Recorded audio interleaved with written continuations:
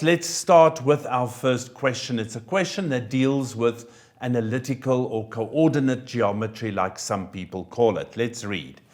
In the diagram PRST, PR is given, S is given, so we've got these coordinates given to us.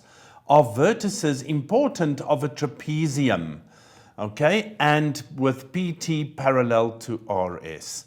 So they've given us here, let me take my pen and let's circle that. We've got that PT is parallel to RS, so there we go.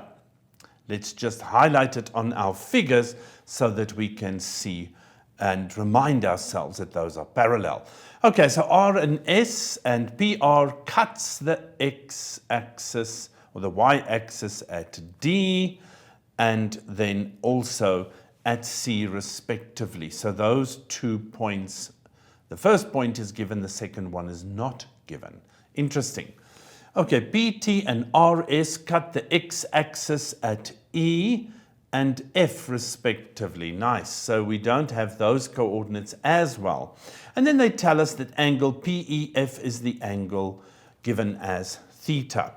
So let's just see if there's anything interesting happening on this diagram before we start solving. Look at this. That y value is 5. This y value is 5. They refer to this as PR, so that means that's a line segment. And in code language, they just told you that it is straight. Okay, it's a straight line.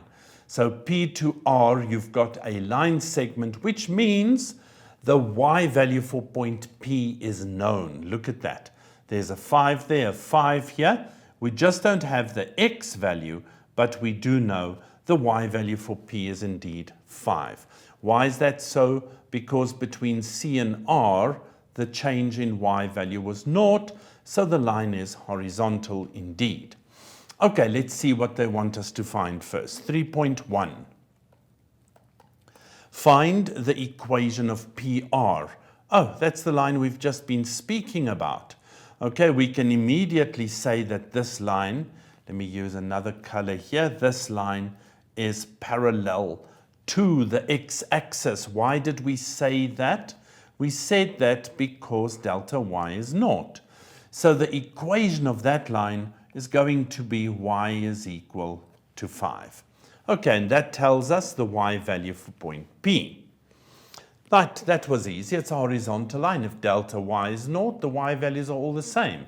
The same for vertical lines, folks. If delta x is 0, and that line, you have a point's x value on that line, then let's say it's the point down here, and that's the point 1 and 2, then that will be the line x equals 1, and every point on the line will have that as an x coordinate.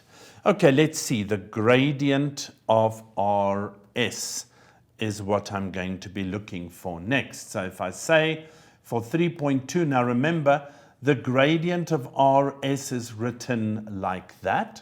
It is the y-coordinate of S minus the y-coordinate of R over the x-coordinate of S minus the x-coordinate of R. Okay, so for the line segment RS, where's that line segment? It's this one over here. So 5 minus 7 minus 5, minus 7 minus the 5, the difference in the y values, over the difference in the x values, minus 3 minus 3. Okay, so that gives us minus 12 over minus 6, and that gradient is indeed 2. Now let's put it on here. The gradient of this line is definitely 2, so that we do not forget that we do have that gradient. Okay, now the next question, the size of theta. Now theta is this angle over here. Now what do we know? We just found the gradient of this line, but SR is parallel to PT. So the gradient over here is also 2. So if I want this angle theta, I know it's 3.2.1 over there. This is 3.2.2. The gradient of the line RS is equal to the tan of theta. Why is that the case? Because RS is parallel to PT. That was given to us. So if I want the angle, I need to inverse tan the gradient of 2. Okay, now let's go for our calculator. I go inverse tan, so I go second function tan of, what was this, a positive 2, and that gives us 63.4 degrees. So 63.4 degrees. That's the size of this angle theta. Okay, that was quite easy, straightforward.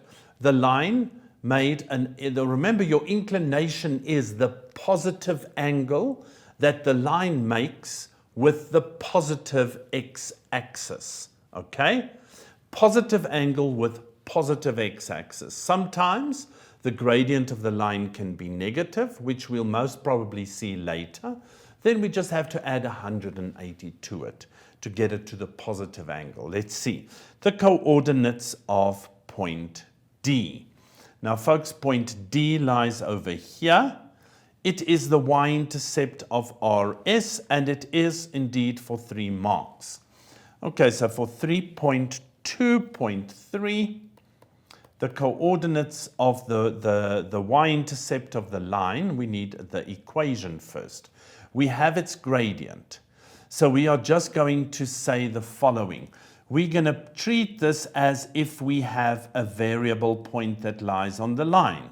And we're going to say the gradient between the point P and the point S is 2 because those 2 points are collinear. Okay, so let's see how that helps us. Y minus minus 7 is y plus 7 over x minus minus 3 is x plus 3, and that gradient is indeed 2. Remember, it's just for 3 marks, so you don't want to do a lot of work here. You want to kill this question the quickest way that you can. Okay, so I always work, when I find equations of lines, I find that the idea of collinearity always works best for me.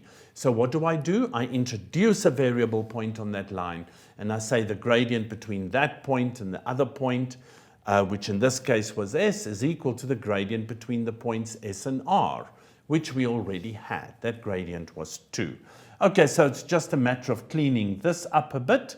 So I get from here, I get that y plus 7 is equal to 2x plus 6. And then finally, y will equal 2x minus 1. And that there is the equation of the line. So folks, go to your graph. Y is equal to 2x minus 1. And there's your y-intercept. So your y-intercept is 0 and minus 1. So we just have to say that for the coordinates of D, the coordinate pair is 0 and negative 1. So I have the coordinates of point D for 3 marks. Quite an easy part so far. Hopefully this question picks up some speed. It is the first analytical question in this paper. So I suspect now it's going to start challenging us. Let's read. They ask us the parallelogram TDNS. Now let's just stand still. TDNS. Now we don't know where D and N is, but we do know where S is. So, oh, there's D. There's D. Sorry, I wrote over D. So let me just move that green circle out of the way. So there's point D. Okay, we've got D and we have S. So N lies, they say that this parallelogram with N in the 4th quadrant, TDNS. So TD, N is somewhere over here. Okay, and if you can imagine our parallelogram lying over there. Okay, I'm just going to put these lines in, and then obviously D and N are joined. Okay, so they say that N lies in the 4th quadrant, meaning the X value and the y value for point n is going to be negative. So remember that. If we end up with a quadratic, we must choose the negative. The x value is positive and the y value is negative. Okay, so here, just to remind ourselves, the x value must be positive and the y value must be negative, because that's what happens in the fourth quadrant. Okay, so now they want the coordinates of n. Matrix, there's a very quick way to do this. That's why they told you it's a parallelogram, okay? That you're going to work with the fact that there's gradients that are going to be equal to one another. Okay, so if we want to say the gradient, find the gradient of either Ts and then dn, or Td and then the gradient of Sn. It depends on which one we want to use. So let us see. I'm just going to make space here for us. They say calculate the coordinates of point n. That's 3 point, what is this? 3 point, oh, sorry, I skipped 3.3. Okay, so we'll get back to this one in a second. Let's look at 3.3. It says, if it is given that Ts is 2 root 5, so this line over here, this line here, Ts, has a length of 2 root 5. I was wondering, why don't I have k? And in the previous question, they asked us to find k for 4 marks. So let's quickly find that. What do we have? We have the length of Ts. The moment we have a length, we have to use the distance formula. Okay, so let's see.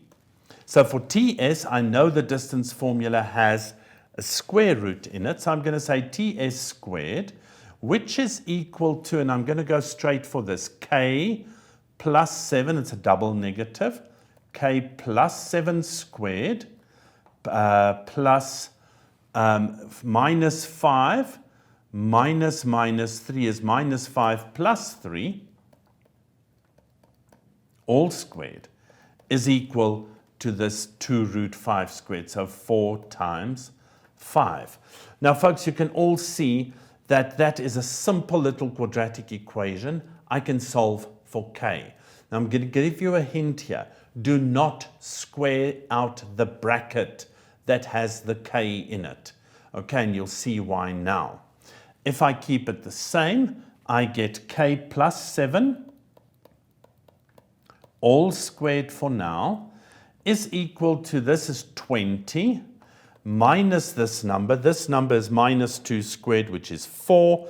And look at this. We get k minus 7 squared is 16. So if I now take the square root both sides, k plus 7 rather, then I get the square root of 16, which is plus or minus 4. And that would mean that my k is, let me just create some space here for us, is minus 7 plus or minus 4. Now I have to go and look at where k lies. K over here is in the third quadrant, where x is negative and the y is negative. So I'm looking for a k value that is less than 0. Okay, now let's see how many of those do I get here. If I find the value of k, the value of k is going to be minus 11, or k is equal to minus 3. There we go. Oopsie. I need space there. There we go. So there's two negative values, the value minus 3 and minus 11. Now, folks, we need to decide which one are we going to use. So let's look at all the coordinates that lies around the point T. Let's have a look. Here, if I go back to my diagram, I can see the x value is minus 5 and the k value is somewhere over there. Okay, if I now look at what my y value is over here, my y value here is minus 7. So I'm most probably looking at a y value for t of minus 3. Okay, so I'm going to use my y value as -3 because -11 would lie somewhere over here, way below there. So I'm going to use this as my k value. Okay, so the point T is therefore the point -5 and -3. Okay, now we can go for our parallelogram. Now, what I wanted to show, I'm going to draw this diagram on here for us with the coordinate pairs that I'm going to use. Okay, I've got TS going that way, and then I have the other line lying over here. That line has D, which is 0 and -1. It has T, which is -5, and the -3 that I got. And then my S is the X value is -3, and the Y value is -7. Okay, and they want us to find the coordinates of N, which is a X and a Y coordinate. Now, folks, we do know, they told us that this is a parallelogram. Okay, so what we're going to base our method on, you must watch what I'm going to show you now, because you're going to do this if this question appears in the paper next week. Okay, you're going to argue that the change in Y for TS must be the same as the change in Y for dn. You're not going to simplify anything. And you're going to say the change in X for the line segment TS must be the same as the change in X for the line segment dn. Okay, and we're going to make those equal to each other. Let's see if I can drag them. There we go. There's the one, there's the other one, and I'm going to say that those two things are definitely equal to one another, and I'm not going to simplify anything. Okay, what's the change in Y for TS? Let's see. That is -3 plus 7. So I have -3 plus 7, which must equal the coordinates over here. Okay, or the change in Y for my line segment dn. So -1 minus Y. Okay, and now I can solve for the Y value, and this is the Y coordinate of the point N. So this gives me 4, okay, and 4 plus 1 leaves me with minus yn, which is equal to, remember this is 4, I throw that over, it becomes a plus 1, so on this side I have 5, which means my Y value for point N is indeed -5. Now that correlates lovely with the sketch because the Y values are negative over here. Now let's do the same for the X values. If I bring my X values together, the X for TS and the X for DN, I'm going to make equal to one another. Okay, so this X value over here is -5 plus 3. -5 plus 3 has to equal 0 minus X. So what do I get? I get -2 is minus X, and therefore the X coordinate of N is the point, or is the value of 2. So finally, the coordinates for N will be 2 and -5. What did I use? I had that this was a parallelogram. So I know the length of this side has got to equal the length of that side. I could have used the distance formula if I wanted to. Just a little bit too much work. I don't like that. So what I did is I used the fact that the change in Y, if this gradient is equal to that gradient, the change in Y there must equal the change in Y for this line. The same for the change in X. Okay, let's go back up and let's see what did they ask us last. They say the PRD, there's a triangle PRD on here. Now let's just draw lines where that triangle is. I want my line, and I'm going to draw it in blue. So PR, so that line, PR and D. So that's the one triangle they're talking about. Okay? So they tell us that triangle that I've got here is reflected, let's see, in the y-axis. Find the size of that angle that was generated over there. Okay, so P, we don't know what P is, but we have the equation or the gradient of that line, so we can go and find P. Let's see, P is x and 5. So this is what's going to happen over here. I've got my y-axis. I've got P over here. I've got R from there to there. I've got D, and that comes down here. So R is the point 3 and 5. Okay, let me get my pen ready. R is the point here, which is 3 and 5. D down here is the point 0 and -1. So D is, if we reflect, this is our y-axis. If we reflect over that y-axis, that y-intercept of D is staying put. Okay, it's not going to move. The points P and R are going to interchange with one another. Now the point at P has an x value and it has a y value of 5. Okay, so that's what we've got over there. The question is for 3 marks. Let us see, what can I do here? I've got my value for k as -3. I've got the gradient there. So I can find that equation and I can find the value for x if I need that value. And my thoughts are that I think I am going to need it, because if I reflect R in the y-axis, R is going to lie somewhere here. So the R will be -3 and 5 if I reflect that point. If I reflect this point, X will land up over here. So this is R prime, this is P prime, and D. And which angle are they asking me? PRD. So they're asking me P prime, D prime, and R prime. They're asking me for the angle that is formed over here. And that is the angle, I'm going to call that angle alpha, that we are after. I did some maths while we were in the break because it's quite easy to do this.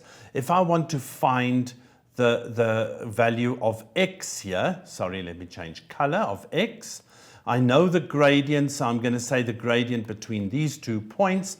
I've also got the 3 there, the k is -3, which is what I did over here. And I got my x value for point here as -4. Okay, so now if I look at this diagram, folks, there's many ways. The angle that they're looking for is this angle over here. The angle between the reflected line and the original line that we had, that we could draw from P to D. Now, if I find this gradient of P prime D, and let's call that gradient beta, and I find the bigger gradient, that will help me find those 2 angles. Let's call that theta for now. And if I take the theta and I subtract the beta from it, I've got the angle P prime D R prime. That angle alpha, which is the angle that I'm looking for. Nice, tricky question. Okay, let's have a look. So the gradient, I'm just going to make space here for us to work. My gradient of R prime D is the first thing I want to find. The gradient of R prime D is 5 minus -1, which is 6, and then -4 minus 0. So that gradient is -3 over 2. The gradient of P prime, now remember what happens when we reflect this in the y-axis is the x-coordinate changes. The y-coordinate stayed the same.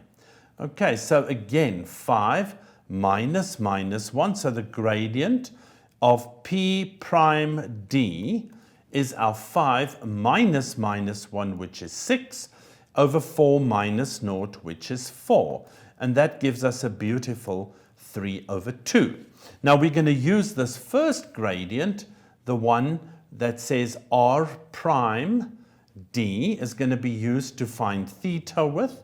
And here we're going to use this to find beta, and theta minus beta is the angle that we want. So here, careful, your calculator, let's see what those answers are. Okay, so if I second function tan, I took the tan, and let me just clear that. There's the second function. Tan of the first one that I want was minus 3 divided by 2. And that gives me 87,59. Okay, so let's write that down. This here, the theta, is 87,59. I don't feel so comfortable with that. Let's go back to the calculator and see. If I just clear all of this, I second function tan, remember the second function tan of the gradient, minus 3 divided by 2 gives us, there's an error there. Okay, it's minus 3, let me just go back. Minus 3 divided by 2, the second function tan. Okay, I'm going to work with that. Let's just say for argument's sake that this is the angle. We can see it's not.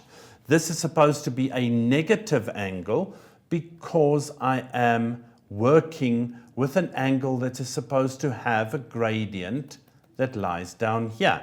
It's an obtuse angle. So I'm just going to put a negative there. Folks, that answer might be completely wrong. It is completely wrong, but we're going to assume it's not for now. Okay?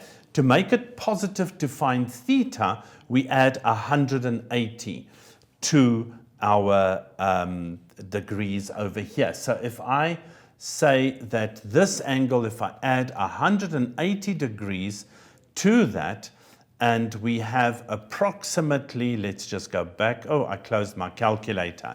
So let's say that this here is approximately 93. I usually have a calculator here on the desk. Let me see. Over here, there we go, there we go. Okay, so I'm going to use this calculator quickly.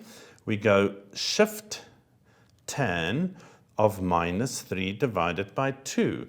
There we go, it's minus 56. Okay, so this is complete nonsense. Let's just get rid of that.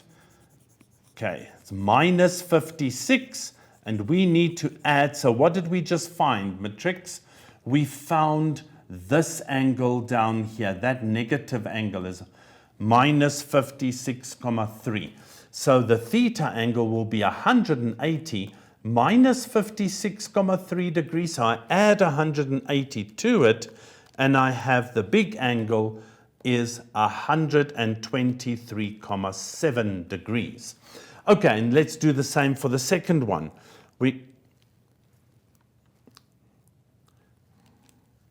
It's fine for now. Let's just go to the second one. I'm happy with that answer. So the second answer is indeed 56,3 degrees. If you second inverse tan 3 over 2, you get to this result. So the difference is alpha. Alpha is theta minus beta.